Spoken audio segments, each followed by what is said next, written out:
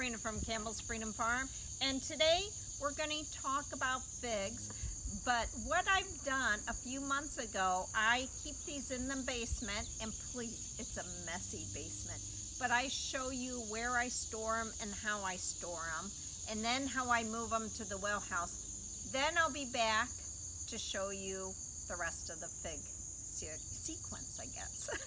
So today we're going to talk about figs, and I want to show you that you could bring these in. I use this basement when we're building, so it's storage and junk right now, but it's not heated, so it's in the 40s, 50s, which is perfect for wintering figs. You bring them in, they don't want a lot of water, like you'll kill them if you water them too much. These go dormant. They drop their leaves. They basically want to go to sleep. So the good thing about a cold storage is they'll go dormant in, I guess, about March, April. They kind of woke up. We're in the Midwest. We had frost last week, so it's been an issue. But I want to show you, after that, it has grown 18 inches. All this green here is new growth. It does it on its own. So now what we have to do is move it to a location that doesn't get a lot of sun, and they can get used to the temperatures outside. So I'll see you outside. All right, after they came out of dormancy in the basement, I moved them into this non-heated well house, and basically they've been sitting in here for the past month because our weather's been all over the board. But they're used to sun. They have grown an incredible amount, at least 18 inches in growth since they came out of hibernation, pretty much dormancy, I guess. So now they move outside. Right. We're going to start with the bottom of the figs. So basically, let's talk about the care of the roots and what type of roots these are. You could see these figs are in really small pots, and the reason it works is that they're fibrous, shallow roots. So you could use a really small container. So if you're wanting to bring them in, that's the way to go. Okay, these need to be fed in spring and maybe summer. They say summer. The growth rate of these trees should be at least 2 feet per year. If they're not growing, you want to add a high nitrogen feed, and never let these roots dry out. They don't have to be in water, but they need to be moist. So what I do is I add leaf compost every month roughly, and that kind of feeds them too, because I really don't feed mine in the summer. But if I did, I would use a fruit tree fertilization. But I plant lantana. Lantana is a ground cover for it. Plus, it stores in the basement, goes dormant, and then comes back every year. It's a win-win situation. Okay, now the pH, I don't know why I say PhD. pH is roughly 5.5 to 6.5. But I never really look at that, because as long as the leaves look healthy, it's growing, you're doing something right.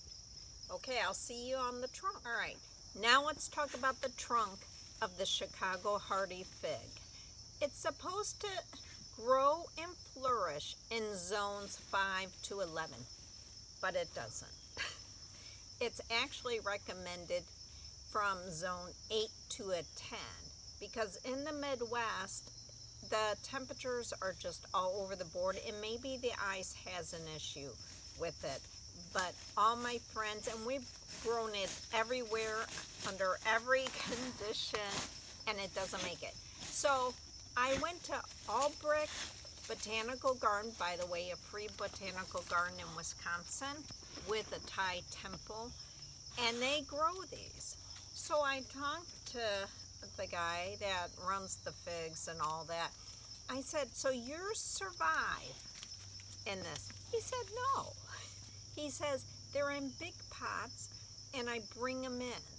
It doesn't survive in zones 5 to 11, even though they claim that. So he said just keep them in pots, and he's been bringing his in and out. So now you have a choice on these. Oh, by the way, I'm going to add pictures of that botanical garden at the end. Anyway, this needs to have water the whole time, like I said, but you have a choice of making it into a tree by pruning it from the beginning, or go by bush. I went with the bush. I'm kind of regretting it because it's just going everywhere. So if you need to prune your fig tree, you need to prune it to the growth, the new growth. Okay, my grandson was playing it with this airplane around us. So anyway, so I would just use this as a tree that comes in, and I showed you how you put it in the basement and it goes dormant. It's just easier, and you're guaranteed usually to have a fig tree in the spring. By the way, did you know the fig tree is out of the mulberry family? I never knew that. Okay, now we're going to talk about the fruit. The fruit, have you ever noticed there's never a flower on a fig tree? Because there are no flowers. They're internal flowers called acini. Now, the regular fig tree, not the self-pollinating fig tree, Chicago hardy fig tree, uses a wasp. It's a fig wasp that goes in and it pollinates it. And we don't have that here. California has it, so some of those fig trees make it. So this basically has fruit all around the new growth stems. Some people have sworn that they've had fruit on the old wood, but I've never had that. And so I don't pinch the Chicago hardy fig.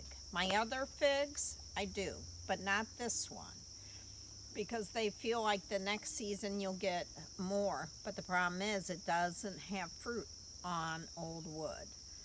Okay, so basically this fig turns purple in the fall, and you just take it off before anything else gets it. It is the sweetest fig. I don't even like figs that much. My daughter's really into it. She's actually going to do a video, I think, this week on some of the figs.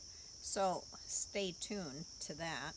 And it's amazing fruit. Pick it right away. You could store it in the refrigerator, and that's about it.